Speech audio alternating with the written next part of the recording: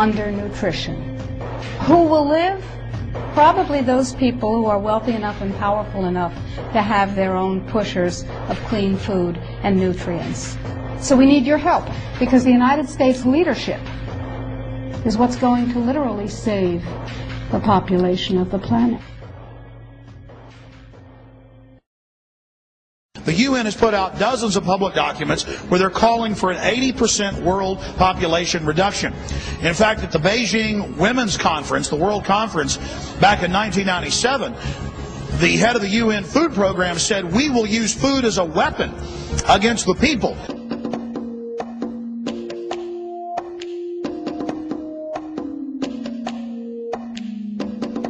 66% of the United States residents' public water is fluoridated. It is known to have tremendous effects on bone cancer, joint problems, bone weakness, lowered estrogen and testosterone levels, and dental fluorosis, which is yellowing of the teeth and pitting in the enamel.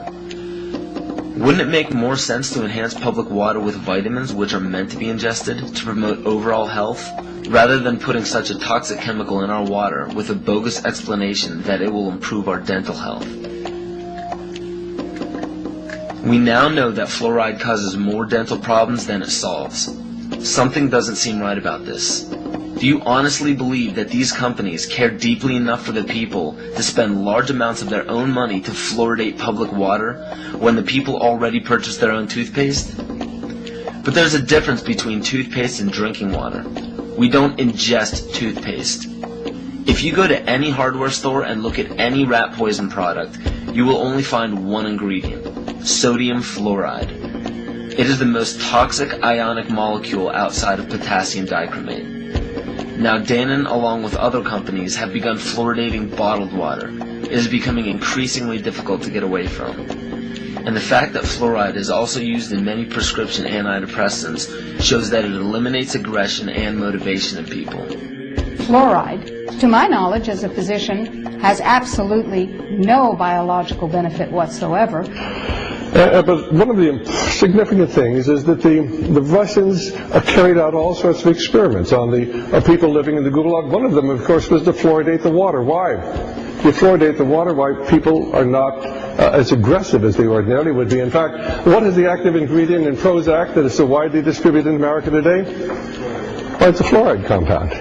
And now, we are finding that public water nationwide is showing up with arsenic, lead, cadmium, and thermonium, which is a radioactive form of lead. Cancer, lowered sex drive, birth defects, sedation, and brain defects. Does this not sound like a wonder drug for anyone aiming to control a population? It's quite astonishing, Paul, the degree to which environmentalists have not been educated about fluoride.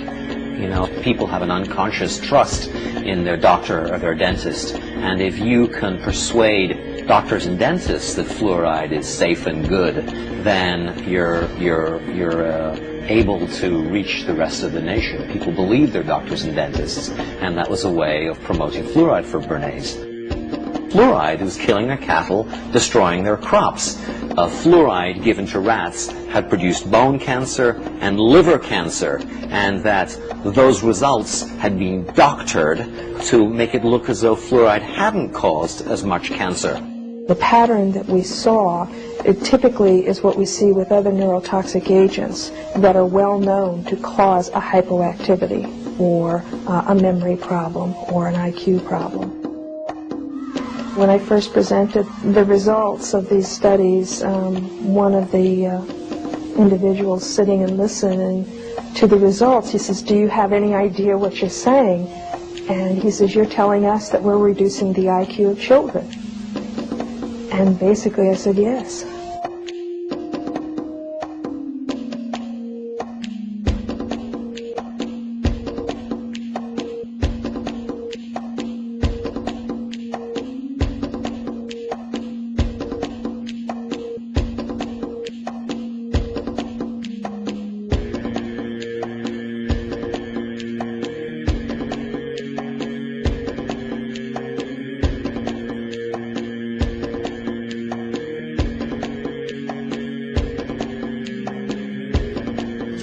Aspartame. the artificial sweetener found in almost every low-sugar or sugar-free product on the market. First of all, aspartame is made up of three things: methanol, which of course is what produces blindness, aspartic acid, and phenylalanine. These are all poisons. Aspartic acid, of course, produces brain lesions. This was known back in the early 1970s. Methanol produces blindness. Phenylalanine is what you see in the brain, and in high dosage it produces trauma.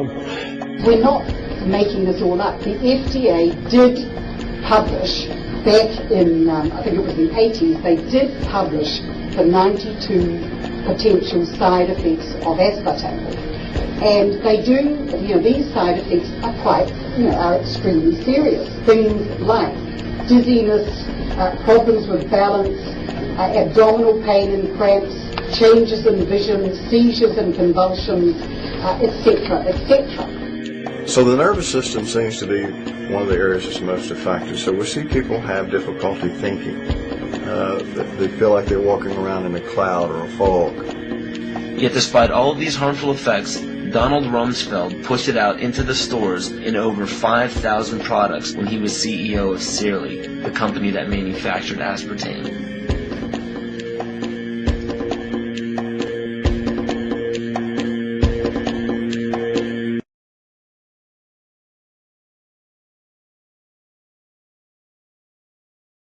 The sustainable goal is the elimination of the middle class. The world cannot support 6 billion people. But you see, the plan behind sustainable development includes population control.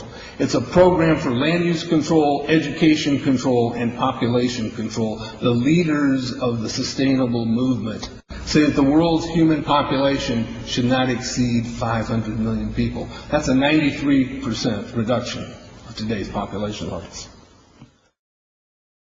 In 1992, while the Rio Conference was going on, George Bush, then president, was there. He was just offshore in Prince Charles's yacht, where he executed the Agenda 21 protocols on behalf of the United States and brought it back to Washington, D.C. Within a year, Bill Clinton, by executive order, established the President's Council for Sustainable Development. In 1996, Bill Clinton set up the President's Council on Sustainable Development. One of the dictates of Agenda 21 is that every country in the world is to set up a national council to oversee the implementation of Agenda 21. I've listened to Gorbachev explain, we are writing a new set of 10 or 15 commandments to replace the original 10.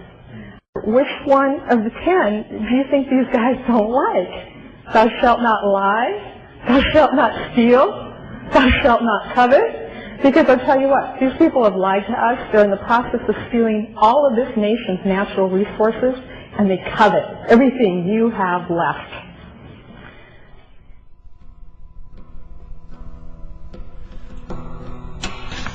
To explain the map, the red are areas that are to be off limits to human beings. If you live there, you won't. The yellow areas are the areas for major control of all human activity. If you live there, you won't. The black dots are the smart growth zones. That's where human beings are to be stacked and packed in small living units along rail tracks. The smart growth program ultimately has jobs assigned and children cared for by the state.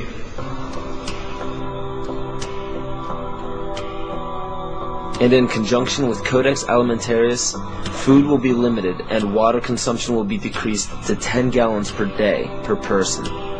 That is over a 90% reduction in people's average daily water consumption. And along with shortages of food and water, the food we will be provided with will be genetically manipulated and nutrient deficient. Genetic manipulation of food causes complications in metabolizing and utilizing food for energy.